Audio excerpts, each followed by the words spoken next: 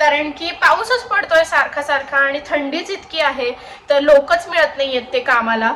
तर असं इथं वेदर कंडिशन असते. तर मला आता खरं सांगू का, मी आता मगाशी पण म्हणलं वैताग.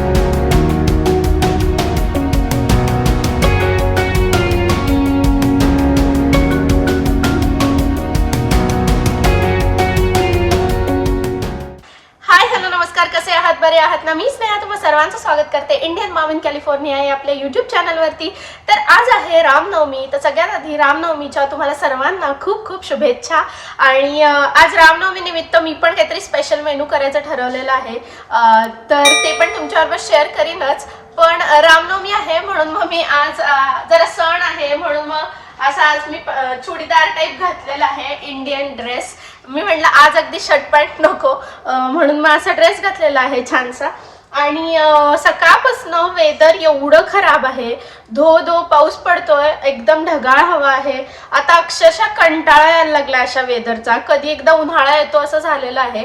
कारण की ना धड थंडी आहे, ना धड पावसाळा आहे आणि ना धड उन्हाळा आहे, मध्येच सगळं चेंज होत आहे. आणि मग अशा वातावरणात ना सगळ्यात खराब गोष्ट काय आहे की तब्येत खराब होते, कारण की वेदरच एवढं चेंज होत राहतं त्यामुळं. तर असा आजचा दिवस आहे आणि अशा ढगाळ वातावरणात ना काही काम करायची इच्छाच होत नाही. तर आज माझं पण अगदी सेम तसंच झालेलं आहे. इतकं असं काय म्हणूया, असं एकदम डल डल फील होतं आणि फार काही करायची इच्छाच होत नाही. पण घरातली कामं तर काही संपणार नाही, ती तर करावीच लागतील. सो तेच आता मी सगळं पहिले आवरून घेणार आणि मग माझा किचनचा जो काही स्वयंपाक वगैरे करायचा आहे ते करून घेणार. खूप जास्त पाऊस पडतोय आणि इतके दिवस झाले असंच वातावरण चालू आहे.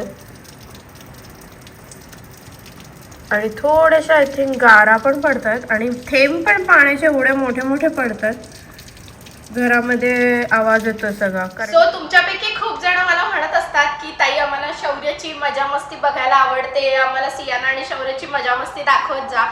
तर मजा मस्ती करण्यापेक्षा ते दोघं जास्त पसारा करतात. आता मी तुमच्याशी किचन मध्ये बोलतच होते, व्लॉग स्टार्ट करत होते, तोपर्यंत शौर्यनी ते एवढा पसारा करून ठेवलाय. हे बघा, सगळा पसारा, खेळणी काय वाटेल ते आणून इकडे टाकलेलं आहे.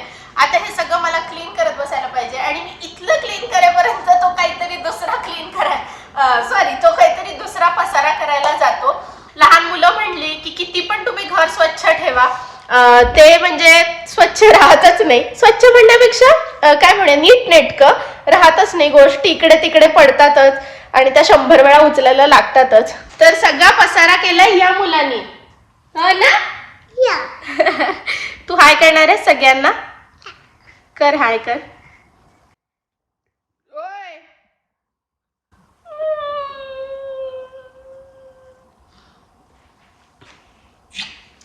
थँक्यू. तर शौर्य नवीन शिकलाय की त्याच्याकडून कोणाला काय लागलं किंवा काय झालं तर लगेच ना आपण असं केलं ना खोटं खोटं की लगेच तो किशी करतो गालावरती आणि सॉरी म्हणतो. अरे एनिवेज ह्याच्याशी खेळत बसले तर माझे सगळे कामं राहून जाणार. त्याच्यापेक्षा मी पटपट आता काम करायला स्टार्ट करते. शौर्य चल आवर, हे सगळं आवर, स्टार्ट कर, मदत कर मम्माला. हे टॉय उचल.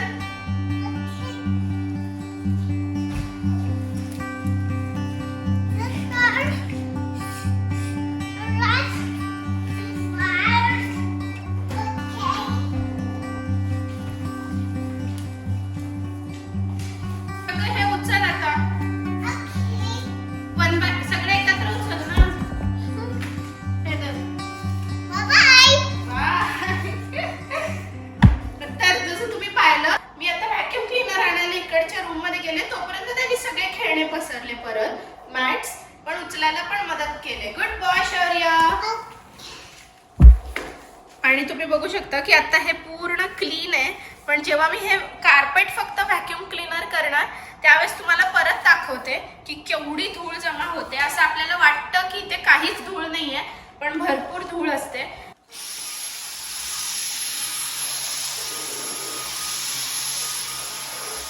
तर आता माझं कार्पेट क्लीन करून झालंय आणि इथे बघा व्हॅक्यूम क्लीनर मध्ये केवढी जास्त धूळ निघाली आहे. आता तुम्हाला वाटेल की खूप दिवसांनी व्हॅक्यूम क्लीन केलंय म्हणून एवढी धूळ निघाली आहे, पण असं नाहीये. मी लिटरली रोज व्हॅक्यूम करते इथे, म्हणजे ऍटलीस्ट इथे तर बाकीच्या ठिकाणी कधी कधी एक दिवसाआड वगैरे केलं जातं, जसं वेळ मिळेल तसं. पण इथं तर मी कार्पेटवर रोज करते, कारण की मुलं इथं खेळत असतात, खात असतात, त्यामुळं. तर तरी रोज एवढी धूळ निघते. आय थिंक बॅकयार्ड वगैरे असलं ना की सारखं आत बाहेर केलं जातं, त्यामुळे धूळ जास्त घरात येते. आणि कार्पेटमध्ये तर खूप जास्त धूळ जाऊन बसते. आमचं जे अमेरिकेतलं जुनं घर होतं ना, तिथे सगळीकडे हे होतं, काय होतं, कार्पेट होतं. एवढी धूळ साठायची आणि ती धूळ क्लीन करणं खूप जास्त अवघड आहे. म्हणून या घरामध्ये आम्ही सगळं फ्लोरिंग पहिले वूड फ्लोरिंग करून घेतलं, कारण की कार्पेट सगळं काढून टाकलं. कार्पेट अजिबात चांगलं नसतं हेल्थसाठी, ॲलर्जीज वगैरे खूप होतात त्याच्यानी. तर आता माझं व्हॅक्यूम करून झालेलं आहे. आता मी किचनमध्ये पोळ्या करायला स्टार्ट करणार आहे. अरे हो, तुम्हाला आज मेनू पण सांगायचं आहे नाही का, सांगते.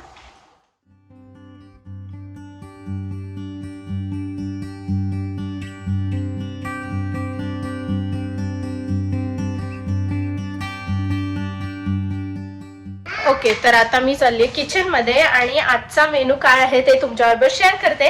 तर जसं मी पहिल्यांदाच व्हिडिओच्या स्टार्टिंगलाच म्हटलं की आज रामनवमी आहे, तर काहीतरी गोड.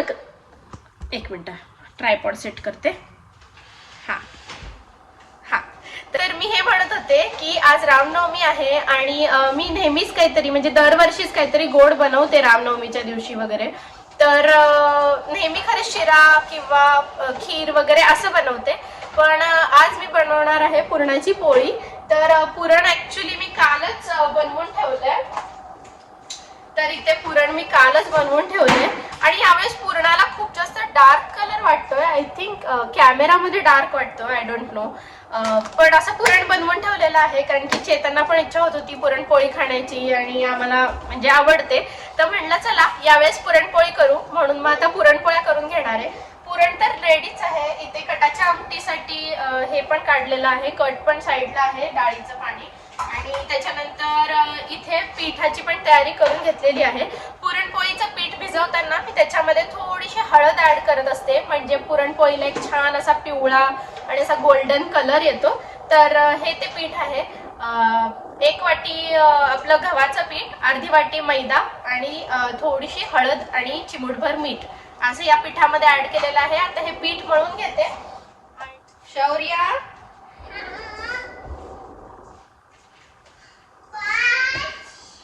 ब्लँकेट कशाला काढली खाली परत? कशाला काढली ब्लँकेट? बापरे. तर ना बाहेर आली मी, थोडासा पाऊस उघडलाय, म्हणलं तुमच्याबरोबर हे शेअर करावं की इतके दिवस पाऊसच चालू आहे, नुसता सारखा पाऊसच पडतोय आणि वातावरण पण खूप थंड आहे. आता सुद्धा खूप थंड वाटतंय. पण ही जी फेन्स आहे तर ती आमची आणि शेजारच्यांची कॉमन फेन्स आहे. तर त्या फेन्सचं काम चालू होतं. एका बाजूने फेन्स बांधून झालेली आहे आणि आमच्या साईडनं फेन्स बांधायची राहिलेली आहे. इथे तुम्ही बघू शकता. तर त्या साईडला फळ्या आहेत, पण या साईडला फळ्या नाही आहेत. अरे तू कशाला आलास बाहेर? चल पटकन आतमध्ये चल, इट्स व्हेरी कोल्ड. पळ पळ पळ. बापरे, थंडी खूप जास्त आहे, वारं पण सुटलंय. तर मी हे सांगत होते की त्या फेन्सचं काम इतके दिवस रगडलेलं आहे, कारण की ते लोक म्हणतात की आम्ही पावसामध्ये काम थंडीने ना माझे शब्द वळायला लागलेत. मी आज जाऊन सांगते काय झालं ते. खूप जास्त थंडी आहे. अरे मला आत येऊ दे पिल्लू. ओ माय गॉड, बापरे. तर खूप जास्त थंडी आहे बाहेर. एनिवेज मी हे सांगत होते की ही जी फेन्स आहे ना, तर त्या फेन्सचं काम करणारी जी माणसं आहेत, तर ती माणसं म्हणतात की आम्ही पावसाळी दिवसामध्ये येणार नाही. जेव्हा पाऊस उघडेल आणि छान गरम वातावरण असेल त्यावेळेस आम्ही येऊन ते सगळं काम करू. पण जी ती काम करणारी माणसं असतात तर त्यांना सुद्धा थंडी, वारा, पाऊस या सगळ्या गोष्टींबरोबर म्हणजे सामना करायला लागतो. आणि मग आपल्याला पण असं बरोबर नाही वाटत की एवढ्या थंडीत आपण घरामध्ये हीटरमध्ये बसायचं आणि त्यांना बाहेर कामाला या म्हणायचं. तर ते काम आमचं जे फेन्स आहे ते गेले 2 आठवडे का 3 आठवडे असंच आहे, अर्धवट. कारण की पाऊसच पडतोय सारखा सारखा आणि थंडीच इतकी आहे, तर लोकच मिळत नाहीयेत ते कामाला.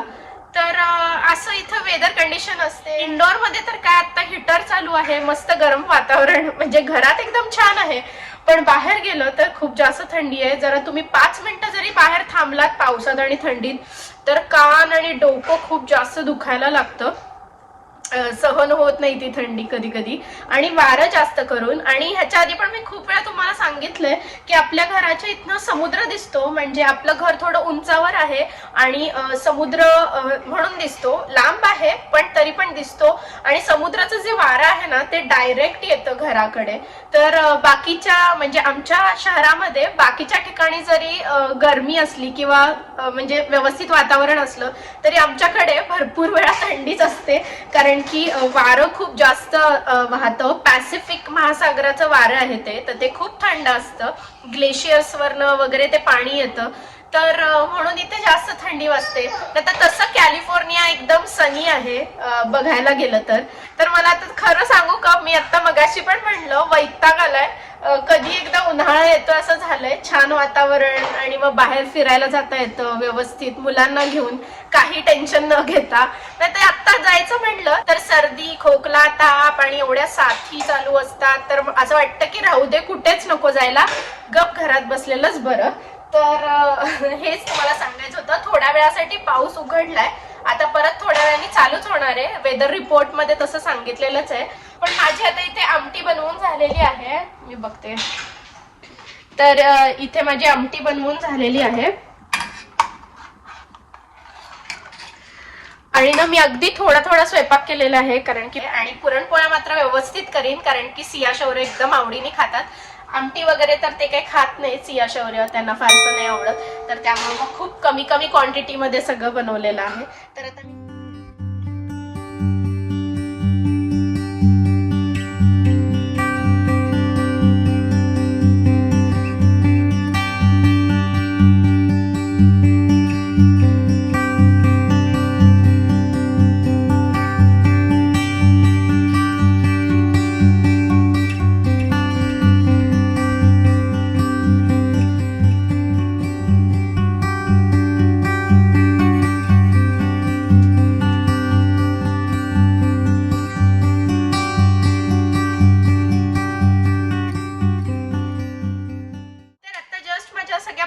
पोळ्या वगैरे करून झालेल्या आहेत. मी थोड्याफारच केल्यात आणि मग उरलेल्या पोळ्या मी नंतर करून घेणार, त्यामुळे तसं साहित्य ठेवलंय इथे सगळं.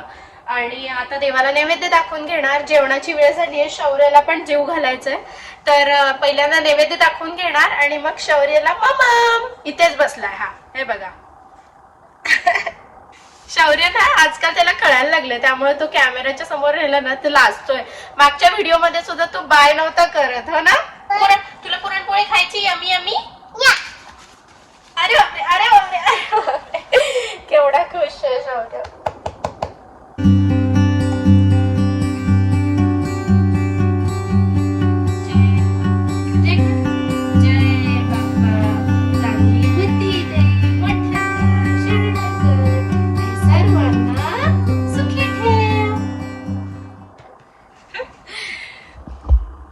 तर आता शौर्याला लागलीये कडकडून भूक, हो ना. तर आता मी पहिल्यांदा पटकन शौर्याला जेवायला देते. तरी पण तो खातोय. काय पसऱ्याचा व्हिडिओ काढताय? मग काय तर त्यांना विश्वास बसणार नाही. मी म्हणजे ऍक्च्युली व्हिडिओ मध्ये आहेच आहे. मी आता सगळं इथलं आवरलं, व्हॅक्यूम केलं, सगळं क्लीन केलं आणि तिकडे पुरणपोळ्या आणि स्वयंपाक करायला गेले अर्धा तास. तर तेवढ्या वेळात शौर्यनी परत हा पसारा केला. डायनिंग टेबलच्या खुर्च्या पसरवल्यात, हे पसरवलं, ते पसरवलं, सगळं इकडं असता व्यस्त. चेतन आता जेवायला खाली आले तर म्हणतात काय ग हे किती पसारा, पाय ठेवायला जागा नाहीये इथं. तर आता या साहेबांना जेवायला घालतीये. पसारा आता नंतर आवरणार. पहिले ह्याला जेवायला घालणार, चेतनला वाढणार, मग मी जेवणार आणि मग परत हा पसारा सगळं आवरणार. तर ही माझी रिअल लाईफ आहे, रिअल मॉमी लाईफ. तर हे असंच चालू असतं. मी 10 वेळा आवरते, 10 वेळा पसारा होतो, पण ठीक आहे. तर काय बोलू, मला हेच सुचत नाही एवढे पसाऱ्याबद्दल. थोडा लहान आहे अजून, शाळेला जात नाही, तोपर्यंत करेल. नंतर काय म्हणजे घरातली वस्तू इकडची तिकडं करायला नंतर मुलांना कुठे वेळ असतो, अभ्यास हे ते सगळ्या गोष्टी. सो असं वाटतं की इट्स ओके, जाऊ दे, चालतं. कशी झाली शौर्य पुरणपोळी, कशी झाली आहे? गुड. छान छान. तर आता जस्ट चेतनचं ऑफिस संपलं, त्याच्यानंतर सियानाची स्कूल झाली, सियाना घरी आली, शौर्याची झोप झाली आणि मी पण थोडं माझं एडिटिंगचं काम फिनिश केलं. तर सियाना घरी आली, त्याच्यानंतर हातपाय धुतले, ड्रेस चेंज केला आणि सियानाने आज काय खाल्लं? येस, पॉपकॉर्न खाल्ले. तर तुला सगळ्यांना हाय करायचं का? सगळेजण विचारत होते मागच्या व्हिडिओमध्ये सियाना कुठे. हा, जस्ट आली होती स्कूलमधनं, पण मी व्हिडिओ एंड केला तेव्हा ती अजूनही तिकडेच होती. काहीतरी तिचं पेंटिंग आणि कलरिंगचं ते क्राफ्टचं एकत्र करत होती, स्कूलच्या क्राफ्टचं. पण म्हणून ती लास्ट व्हिडिओमध्ये नव्हती, तुम्ही सगळ्यांनी मिस केलं. तर म्हणून मग मी आज अगदी नक्की आवर्जून तिला या व्हिडिओमध्ये म्हटलं की सगळ्यांना हाय कर, सगळेजण तुला मिस करत होते, हो ना? आणि आता लवकरच सियानाच्या स्कूलमध्ये काय आहे सियाना? आता माझ्या स्कूलमध्ये ईस्टर पार्टी हॅपन करणार. हो का? आणि काय काय करणार मग ईस्टर पार्टीला? डान्स, प्ले आणि मेक ईस्टर बनी क्राफ्ट इयर. हा, ईस्टर बनीचं क्राफ्ट बनवणार आणि डान्स करणार आणि टुडे मी ईस्टर बनी स्केच केलं. अरे वा, ब्लॅक पेपरवर. ब्लँक पेपरवर. आज सियाने ईस्टर बनीचं चित्र काढलंय असं सांगते ती, ब्लँक पेपरवर, हो ना? रोज सियाना इतके क्राफ्ट घरी घेऊन येते, त्यातले काही काही मी तुमच्याबरोबर शेअर पण करत असते. तर असं आज पण सांगते की तिने स्कूलमध्ये काय काय बनवलं. आणि मला तुम्हाला सगळ्यांना अजून एक गोष्ट सांगायची होती, आणि ती म्हणजे की आपण लवकरच लाईव्ह घेणार आहे. तर ऑलरेडी मी कम्युनिटी पोस्टवरती टाकलेले आहे पोस्ट की लाईव्ह कधी असणार आहे. तर लाईव्ह असणार आहे शुक्रवारी रात्री 9:30 वाजता इंडिया टाइम प्रमाणे. तर तुम्ही त्याच्याबद्दलच्या डिटेल्स आहेत त्या तुम्ही कम्युनिटी पोस्टवरती चेक करू शकता. आणि आजचं माझं जे सकाळपासूनचं रुटीन आहे AM to PM ते मी तुमच्याबरोबर शेअर करायचा प्रयत्न केला. त्याचबरोबर इथलं वेदर कसं आहे ते सुद्धा शेअर केलं. त्याच्यानंतर रामनवमी होती, तर आज स्पेशल असं घरी काय बनवलं होतं गोड नैवेद्याचं ते पण शेअर केलं. तर आय होप की आजचा व्हिडिओ तुम्हाला सगळ्यांना आवडला असेल. जर व्हिडिओ आवडला असेल तर जास्तीत जास्त लाईक करा, शेअर करा आणि अजूनपर्यंत सबस्क्राईब केलं नसेल तर नक्की सबस्क्राईब करा. भेटील तुला पुढच्या व्हिडिओमध्ये. तोपर्यंत